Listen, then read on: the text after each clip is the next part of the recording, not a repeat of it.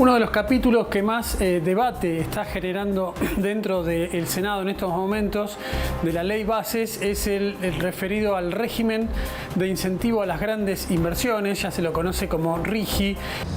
El objetivo del RIGI es atraer inversiones extranjeras, Argentina, grandes inversiones, entre un monto entre 200 y 300 millones, entre 200 y 900 millones de dólares, sin ningún tipo de restricciones ni controles. Este régimen va a perjudicar a las pymes y va a perjudicar también no solo a las pymes, a las grandes empresas transnacionales radicadas.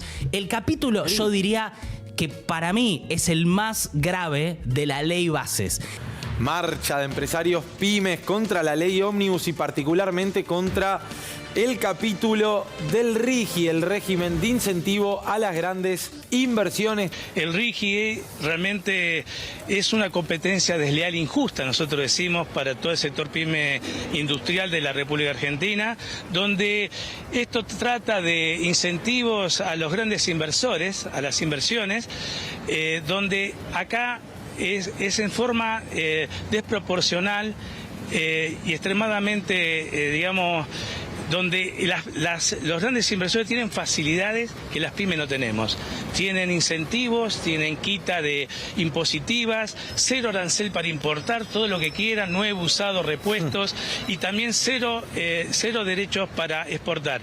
La verdad que en el sector empresario, el sector industrial, no hemos visto, digamos, algo de tanta magnitud que venga a destruir el aparato productivo nacional. Esto está bien claro que es orientado a las grandes inversiones extranjeras, extractivas, donde deja de lado toda la cadena de valor del sector de la pequeña y mediana empresa, pero además el sector de los productores locales.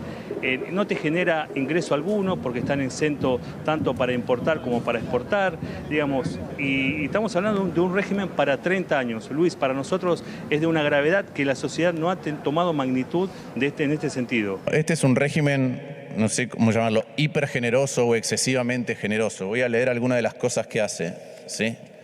El impuesto a las ganancias reduce 10 puntos de la alícuota. El impuesto al valor agregado permite utilizar crédito fiscal. En ingresos brutos no tributa. La tasa de estadística para importaciones no paga. El impuesto país tampoco. Derechos de importación tampoco. Derechos de exportación no paga a partir del año 3. No se aplican percepciones de IVA ganancias. Puede usar créditos a cuenta de ingreso a las ganancias. Tiene amortización acelerada. Y en la distribución de dividendos es, si no recuerdo mal, 7%, pero luego del tercer año baja, ¿sí?, a 0%. Además que tiene transferencia de quebrantos, ¿sí? Es decir, si la empresa pierde plata puede darse vuelta y transferírsela a alguien. A los 3 meses puede usar el crédito fiscal de IVA y de hecho transferirlo si no lo usa. Digo, para compararlo con cualquier otra empresa de la Argentina, ¿sí? Entonces, primero es un régimen hiper generoso, hiper generoso. Alguien puede decir excesivamente o no, a mí me parece excesivamente generoso. ¿Cómo les va? Buenas noches, bienvenidos. Comenzamos Redacción Abierta. Lo vieron recién y nos vamos a meter en el extenso tratamiento que está teniendo la ley de bases. La ley de bases tiene, como ya hemos analizado en este programa, muchísimos capítulos. Uno de ellos, y que viene sonando muy fuerte y lo habrán escuchado, lo habrás sentido en más de una ocasión, habrás visto que venimos analizándolo, es este del RIGI, régimen de incentivo a las grandes inversiones. Por un lado, uno podría pensar, bueno, se quiere incentivar las grandes inversiones, ¿qué tiene de malo esto? ¿Por qué hace tanto ruido? ¿Por qué genera tanta controversia? Tanto que se diría, entre tantas cosas, está el capítulo laboral, están otros capítulos que la verdad son bastante gruesos en la ley de bases y que modifican muchas cosas que se han conseguido a lo largo de la historia argentina. Y el RIGI también genera mucho ruido. Por nombrar algunas cosas, recién veías el cierre que hizo el senador Lustó, uno de los tantos senadores que expuso en contra de este régimen que llamó hipergeneroso. ¿Por qué hipergeneroso? Bueno, tiene beneficios impositivos, beneficios aduaneros, estabilidad normativa, dicen, ¿Y eso cómo se traduce eso? Porque a veces estas cuestiones que se complican tanto, a veces costará entender por qué te tendrían que afectar a vos que estás del otro lado diciendo, ¿y a mí qué? ¿En qué me puede perjudicar o beneficiar esto que se está tratando y que la verdad modifica no solamente cuestiones que tienen que ver con la economía, también toca en cuestiones ambientales, en lo que va a ser el desarrollo de diferentes emprendimientos en nuestro país, mega emprendimientos, y por eso tenemos los invitados que tenemos hoy. Los voy a saludar primero a Fernando Oviedo, economista, analista económico, y Darío Ávila, abogado ambientalista. ¿Cómo les va? ¿Cómo andan? Buenas noches. Gracias por estar. Buenas noches, Martín. Fernando, empiezo por vos. A ver, ¿qué es lo que nos tiene que llamar la atención o por qué llama tanto la atención y tanta controversia? Digo, este régimen que irónicamente a veces se dice muy generoso, pero la verdad que preocupa y mucho. Bueno, lo primero que hay que decir es que Argentina necesita un RIGI, pero no este RIGI, ¿verdad? Claro. Porque necesita algo que incentive las inversiones. Exacto. Sí. Vamos a explicar por qué, pero comenzamos explicando por qué no este RIGI, porque este RIGI no garantiza ni la provisión de divisas para la economía argentina y tampoco garantiza el desarrollo local, que serían los dos grandes objetivos que debería tener un régimen de incentivo a las grandes inversiones, ¿cierto? O sea, no nos deja guita, no nos deja laburo. Exactamente. Básicamente. Exactamente. ¿Por qué la Argentina? Vayamos a lo primero. ¿Por qué necesita un RIGI? Porque la economía argentina viene sometida desde hace 50, 60 años a un problema estructural conocido como la restricción externa. Esto es la escasez relativa de dólares para garantizar el funcionamiento correcto, normal de la economía argentina y para garantizar el tránsito al desarrollo, ¿no? Entonces, inevitablemente, para sortear este problema que es estructural, la economía argentina precisa por lo menos duplicar exportaciones. Las exportaciones vienen oscilando entre 80.000 y 90.000 millones de dólares anuales y necesitamos exportar 180.000 millones de dólares al año, ¿sí? Por lo menos en un plazo de aquí a 5 años. Con lo cual necesitamos un régimen de incentivo a las grandes inversiones, sobre todo para aquellos sectores que tienen alto potencial exportador, tales como Cuando la minería. se habla de grandes inversiones, ¿a qué te referís?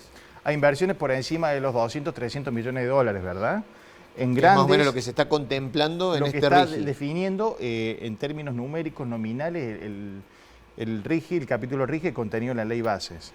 Estamos hablando de números significativos que no son fáciles de encontrar en inversores locales, con lo cual inevitablemente necesitamos de algún régimen de incentivos a la inversión extranjera directa.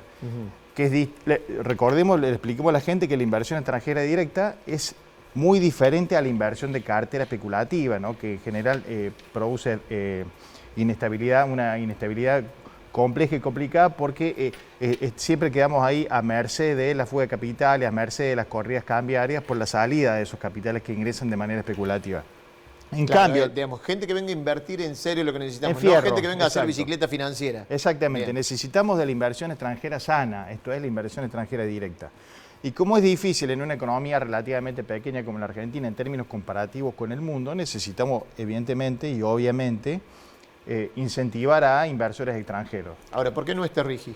¿Por qué no este RIGI? Porque como dijimos al comienzo, este RIGI no garantiza ni la provisión de divisas necesarias para la economía argentina a los fines de darle solución al problema estructural de las restricciones externas, esto es de la escasez de dólares, y tampoco genera encadenamientos locales productivos, no genera desarrollo local. Quédate ahí porque ya te pregunto que me desgranes esas dos cosas. Darío, desde el punto de vista ambiental, ¿qué te llama la atención o qué te hace ruido en... A ver, no vamos a analizar toda la ley de base porque la verdad que nos llevaría más de un programa. Hemos tratado de ir desgranando, pero en este caso, el RIGI, el régimen de incentivo a las grandes inversiones en materia ambiental, ¿por qué nos puede afectar? Y un poco coincidiendo con el análisis que hace él, cuando vos te pones a desentrañar un poco los artículos, son 60 artículos que contiene el régimen este, o sea que es medular, es central para la ley de base. El RIGI prácticamente ha destronado el resto de los capítulos. Yo creo que la esencia de hoy por hoy de este gobierno es pelear por el RIGI. ¿Sí? Sí, yo creo que sí, no tengo ninguna duda, y de hecho las 3 escapadas del presidente a Estados Unidos para juntarse con Elon Musk es para hablar de los beneficios que plantea el RIGI precisamente, y creo, sin temor a equivocarme, que es uno de los que está tratando de interesar para involucrarlo dentro de este régimen. Me pongo en abogado del diablo, uno diría, bueno, está bien, pero fue a tentar a empresarios a que vengan a invertir. ¿Por qué sería malo? Bueno, desde mi punto de vista y lo que yo me dedico y lo que trato de analizar y ver cuáles son las consecuencias desde el punto de vista ambiental que pueden generar este tipo de iniciativa. Y cuando vos analizás y ves, por ejemplo, que dentro de los objetivos, como bien lo planteaba él, uno de los principales es lograr el crecimiento y el desarrollo económico del país, pero principalmente fomentar las exportaciones, Argentina ya es un país netamente o muy dependiente de las exportaciones. Somos un país de reprimarización, claramente. Nuestro capital de producción intensiva es eso, es el extractivismo, un fuerte extractivismo arraigado en la Argentina que ya está generando consecuencias ambientales. Cuando vos analizás los requisitos y las exigencias y los destinatarios hacia dónde apunta concretamente este régimen, vas a ver concretamente que los principales destinatarios van a ser las empresas de hidrocarburos, las empresas de gas y posiblemente, casi seguramente, el sector agropecuario. Entonces, si vos vas a favorecer y vas a profundizar ese modelo que ya está generando consecuencias o impacto en el país, me parece lo que va a hacer esto, en ese sentido, una profundización de ese modelo. Después podemos analizar más en detalle cuáles son los aspectos concretos de leyes ambientales y de acuerdos internacionales que ponen en riesgo este tipo precisamente de inversiones o de actividades a las que apunta el RIGI. Me interesa esa parte, ya la profundizamos. Antes de saludarlo al profe economista docente de la Universidad José María Rinaldi, vamos a escuchar lo que decía el vocero presidencial, Manuel Adorni, que habla de todos los temas, obviamente, en la conferencia diaria, cuando se le preguntó sobre este régimen de incentivo a las inversiones. Considero que le puede dar un impulso a la economía, a las inversiones y al empleo, así lo decía el vocero presidencial. El RIGI establece una serie de beneficios impositivos para grandes inversiones, que son las grandes inversiones habitualmente suelen ser a largo plazo.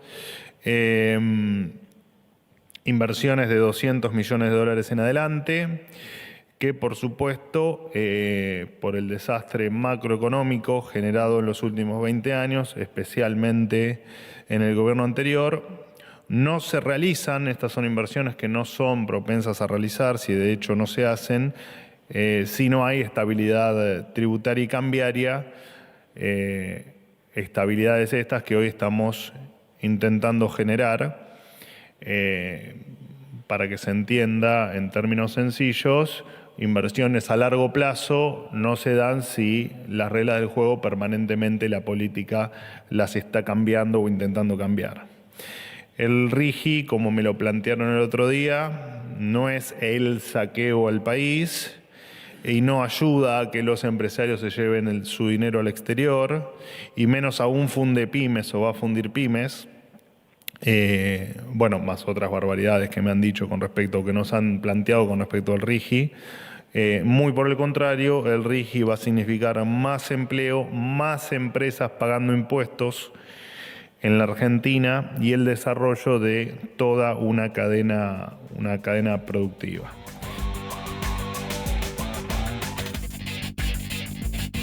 El vocero presidencial hablando sobre el régimen de incentivo a las grandes inversiones. José María Rinaldi es economista, es docente de la Universidad Nacional de Córdoba, es de esta casa, por eso también lo queremos sumar a esta mesa de redacción abierta. José, ¿cómo te va? Buenas noches. Hola, ¿qué tal? Un gusto, como siempre. ¿Cómo estás, Martín? Primeros apuntes, José, bueno, a ver si te querés referir a algo de lo que dijo el vocero presidencial, pero ya hemos analizado y hemos hecho algunos apuntes acá con el economista Fernando Oviedo, con Darío Ávila, desde el aspecto ambiental. ¿Va a traer más empleo, más inversión y más aporte a la economía? ¿No va a fundir a las pymes? ¿Qué análisis haces vos de esto? Bueno, primero que lo que dice Adorni es miente que algo queda. Acá no queda absolutamente nada. Todo lo que dice es exactamente lo contrario, es simétricamente opuesto a eso. No es un sector, los sectores elegidos para formar el RIGI no es un sector de mano de obra intensiva, son 17.000 puestos de trabajo, es muy bajo. Lo que sí encaja perfectamente y para lo cual sirve es para de lo que es la política económica contenida en la ley de bases y en el DNU 70. Esos dos instrumentos legales apuntan directamente al industricidio nacional. Es decir, a terminar de destruir la industria. Lo que no pudo hacer la convertibilidad y Macri lo pretende hacer esto, dicho por el propio presidente, multiplicado por 2, por 3 o por 8 si le dan más tiempo. Y esto es así porque, primero, lo que contiene tanto el decreto como la ley es la eliminación de todos los regímenes de promoción industrial, de todo lo que se refiere a los mecanismos de promoción financiera, líneas de crédito, la desaparición del INTA y todo un conjunto, el encarecimiento de las importaciones y todo un conjunto de medidas que la empujan a competir con estos grandes grupos multinacionales que ellos sí van a estar subsidiados y todos contenidos por la misma ley, ¿no? Si uno hiciera, por ejemplo, el análisis de algo en el sector agro, es decir, además de agro, gas, petróleo, minería, litio, si uno hiciera el análisis, hagamos el análisis agropecuario, que es el sector fuerte nuestro, puede venir esto que le llamaron el BPU, el vehículo productivo único, e invertir entre 200 y 900 millones de dólares, por ejemplo, para ganadería. Y lo puede hacer con un proyecto estratégico para alimentar a su país matriz, desde donde está su casa matriz. Bueno, liquidaría los campos de faena, con la faena, lo exportaría en su totalidad a su país, donde está la casa matriz, a un costo muy bajo, subsidiado y sin ingresar $1 de divisas a partir del tercer año. A ese extremo llega esto. Cuando se habla de una nueva actualización del colonialismo, bueno, Cortés hubiera estado sorprendido de una ley así cuando vino a saquear el oro y la plata de América Latina, ¿no? Ahora, el objetivo final de esto, ¿cómo lo lees?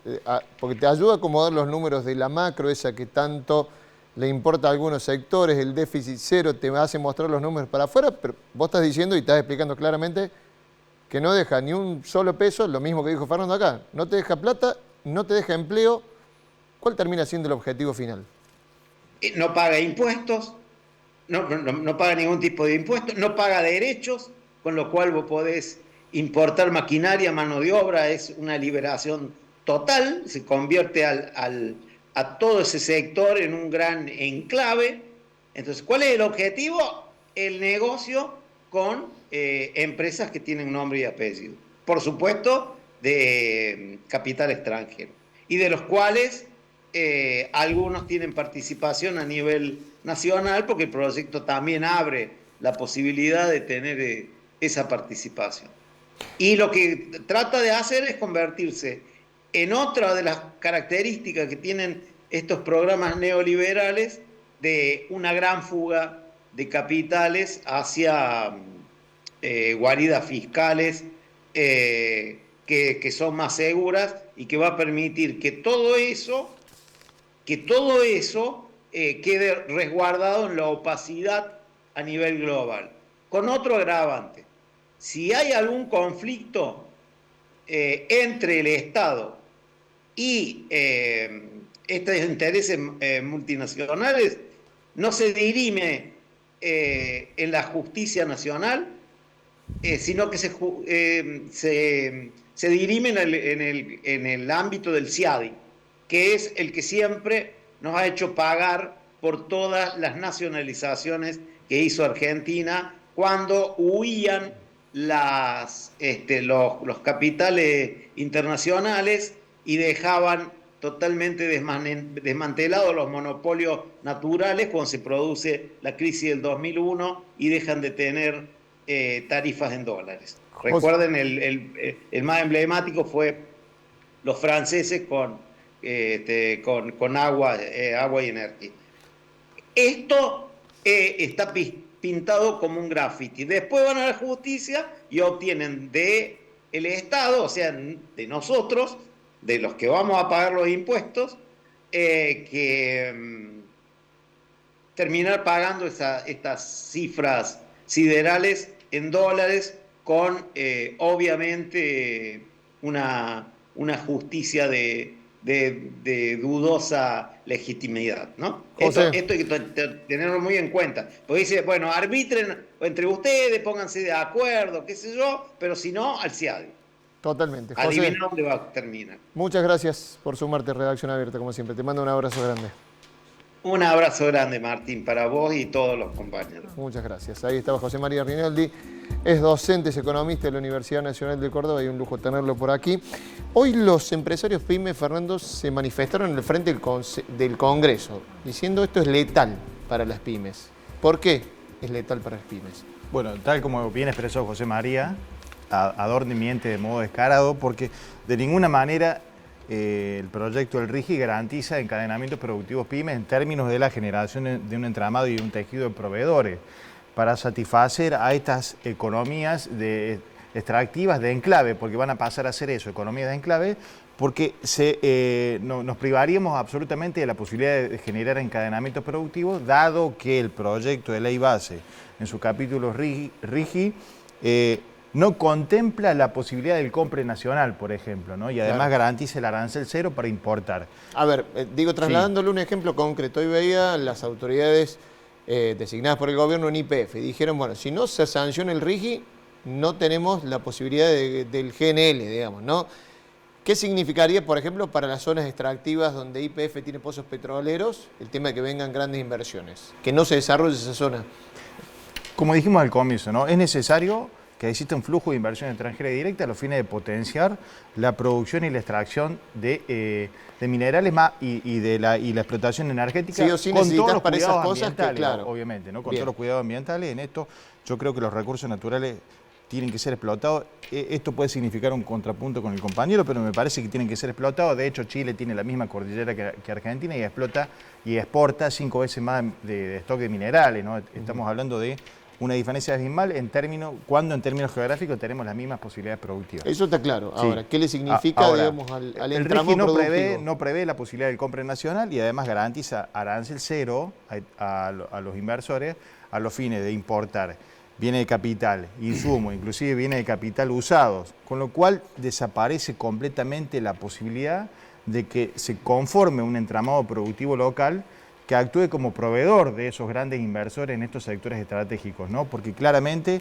van a competir en condiciones absolutamente desventajosas en relación a los proveedores del exterior, cuyas importaciones o cuyas exportaciones a la Argentina importadas por estos inversores van a tener ventajas competitivas flagrantes, ¿no? En términos de la posibilidad de competir por parte de los proveedores pymes locales, con lo cual queda sepultada la posibilidad de generar encadenamientos productivos locales que generen economías de escala virtuosa, como sucede en la explotación minera de San Juan, y en esto también podemos tener un contrapunto acá, pero es muy importante el entramado industrial pyme o el entramado de proveedores pyme que se ha gestado en torno a la explotación minera de San Juan.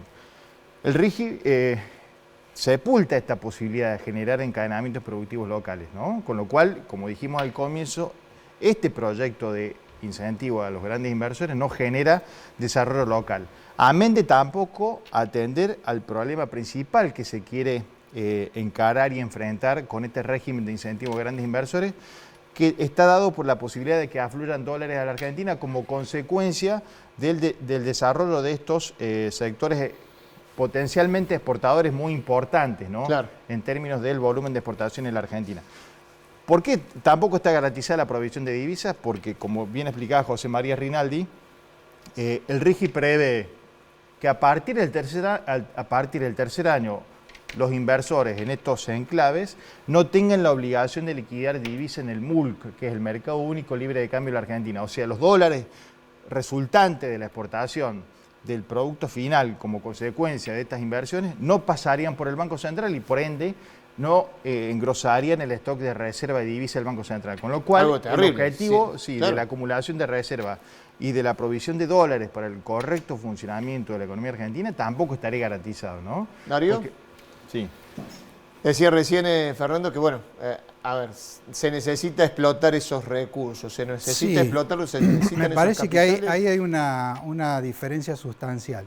Lo que uno puede entender como explotación de un recurso natural y lo que hablamos personalmente, y me considero dentro de esa doctrina, de esa postura, que hablamos de gestión sostenible de los bienes comunes. Porque también la forma en que categorizamos... La forma en que lo nombramos, sí, lo nombramos quiere decir mucho. Cuando vos hablas de explotación y de recursos naturales, claramente tenés una mirada absolutamente utilitarista de la naturaleza y creo que hoy las grandes consecuencias, las grandes catástrofes que estamos viviendo a nivel climático, tiene que ver con eso, con un uso absolutamente irracional de los bienes comunes. O sea, yo soy partidario también de una mirada que tiene que ver más con los pueblos originarios, que tienen una forma de vincularse con los bienes comunes y que claramente tiene que ver con respetar, por ejemplo, los ciclos naturales.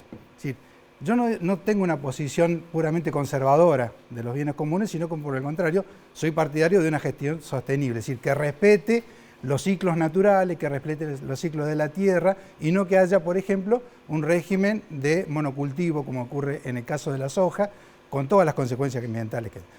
Ahora, yo te decía al comienzo, y Rinaldi lo dijo en varios de sus pasajes, que claramente este régimen apunta a eso, a una profundización del modelo extractivo en la Argentina. Y fíjate vos cuál es uno de los riesgos que yo le veo, por ejemplo, a esta ley. La ley establece todo el procedimiento para incorporarse, todo aquel que tiene interés para incorporarse dentro de este régimen de incentivos, es decir, empresas, son grandes empresas, porque el capital para poder ingresar a eso tiene que oscilar entre los 200 y 900 millones de dólares. No los tiene cualquiera. No los tiene cualquiera. Claro, es decir, eso por un lado, apunta a ese sector. Pero después regula todo el régimen y regula todo el procedimiento para poder llegar a esa inscripción, a poder acceder a todos los beneficios que plantea este régimen. Y contempla desde la solicitud que debe presentar el interesado hasta el plan de inversión. Y después la aprobación que va a hacer la autoridad de aplicación. Todo ese procedimiento, por ejemplo, no está contemplado en ninguna etapa de participación ciudadana, ni mucho menos de estudio de evaluación de impacto ambiental. Y fíjate que estamos hablando de grandes empresas que van a hacer explotación de bienes comunes. Entonces ahí ya, por ejemplo, está violando una norma de orden público ambiental que es la Ley General del Ambiente. ¿Choca con las normativas de las provincias, por ejemplo? Sí, absolutamente. Mira, con la Constitución Nacional y con la Ley General del Ambiente principalmente, porque no prevé esto que te acabo de decir, estudio de impacto ambiental y no prevé participación ciudadana. Quiero sumarle un aspecto, mira que armamos con la producción, el que hablaba Andrés Napoli, es abogado ambiental y director de la Fundación Ambiente y Recursos Naturales, como no le gusta a Darío que se llame, pero fíjate lo que hablaba, por ejemplo, sobre ese choque que hay con las normativas de las provincias. Aquellos que promuevan inversiones por encima de los 200 millones de dólares hasta los 1.000 millones de dólares, que está destinado claramente al sector minero, al sector petrolero y al agropecuario, eventualmente al portuario, no van a tener que cumplir una serie de requisitos. El primero de ellos, y más grave de todos, diría yo, es que no se le va a poder oponer ni legislación nacional, ni legislación provincial, ni legislación municipal que pueda afectar el desarrollo de esas inversiones. Las provincias o aquellos que recepten las inversiones en los territorios tienen que garantizar los insumos necesarios para llevar adelante las exportaciones. Y si uno mira los proyectos, miremos el proyecto minero, el insumo principal es el agua. Y esa agua hay que garantizarla por 30 años. Entonces, la pregunta que me hago es, ¿qué gobernador está en condiciones de decir, en una provincia cordillerana, en donde cada vez hay menos receptáculo, digamos, de nieve en los glaciares, por el efecto del cambio climático, que va a garantizarle por 30 años la provisión a la minera? Y no es un poquito de agua lo que necesitan, es todo el agua que se consume en la provincia.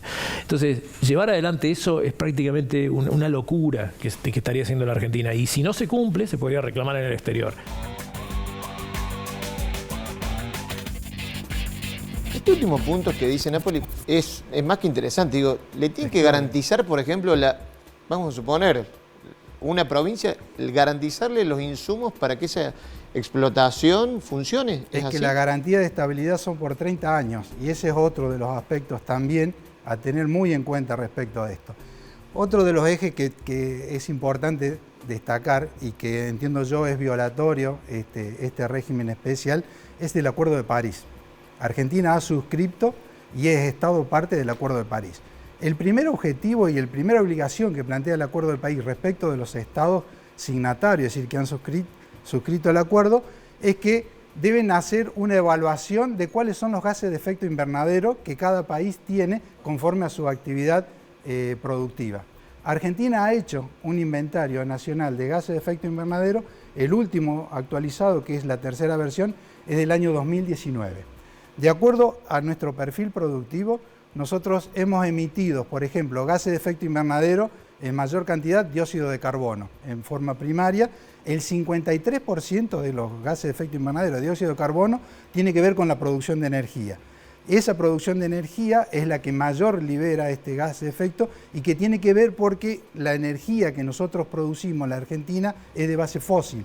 Es decir, todo lo que generamos en términos de energía se sustenta en el uso principalmente del gas natural y en segundo caso de hidrocarburos. Pero la segunda fuente más emisora de gases de efecto invernadero es la actividad agrícola ganadera con el 37%. Y eso tiene que ver con dos causas principales. La emisión de metano, que lo decía recién Rinaldi, el metano es el gas que emiten el ganado vacuno, la fermentación entérica que se produce por los famosos feedlot. Esa es la principal fuente de emisión de gas metano en la Argentina, pero también la actividad agrícola y tiene que ver con la emisión de óxido nitroso, que es un compuesto que surge de los fertilizantes, que se utiliza precisamente en la actividad agrícola argentina. Entonces, fíjate vos que en esta ley le estamos garantizando incentivos económicos, aduaneros y tributarios por 30 años a una actividad que puede ser, por ejemplo, la hidrocarburífera y la de gasífera, y que de acuerdo al Acuerdo de París tenemos que ir reduciendo la emisión. Y al contrario, con lo que nosotros estamos promoviendo, con esta ley, lo que vamos a hacer es intensificar esa producción. Por lo tanto, vamos a incumplir porque no vamos a disminuir los gases de efecto invernadero como país y ahí sí podemos ser objeto de un reclamo internacional. Me queda poquito tiempo, pero les pregunto a los dos como conclusión final. Se habla de aspectos ambientales, legales, de económicos, legales, pero el aspecto ambiental ha estado poco presente, por lo menos en los debates, tanto de diputados como del Senado. ¿Lo has visto? ¿No te preocupa esa parte? Absolutamente ausente y me preocupa, porque fíjate vos que la Constitución Nacional, cuando habla precisamente de las actividades productivas, que es el famoso desarrollo sostenible, cuando vos hablas de desarrollo sostenible de una actividad de producción, tenés que tener en cuenta 3 dimensiones: el aspecto económico, el aspecto social y el aspecto ambiental. Todas las actividades que se desarrollan en la Argentina únicamente focalizan el aspecto económico. Y acá lo acabas de decir vos, desatendiendo totalmente el aspecto ambiental y el aspecto social. Así que acá no es la excepción. Fernando. ¿Existe un objetivo de coyuntura de corto plazo del gobierno en términos de la provisión de divisas de manera inicial, ¿no? ¿Por qué? Porque si bien estos enclaves no van a estar obligados a liquidar divisas como consecuencia de la actividad exportadora resultante de esta actividad productiva en el mercado único libre de cambio, por lo tanto no vamos a ver engrosar la reserva del central, en primera instancia, refiriéndonos a la inversión inicial, los dólares van a ingresar al Banco Central. Claro. Entonces hay un objetivo de coyuntura de corto plazo en términos de la estabilidad cambiaria. Se estima que a lo largo de 5 años podrían ingresar en concepto de grandes inversiones para ser destinada al sector de la minería, del litio, del cobre, energía, alimentos, ¿verdad? Alrededor de 45.000 millones de dólares. El gobierno estima que pueden ingresar en concepto de inversión inicial 45.000 millones de dólares.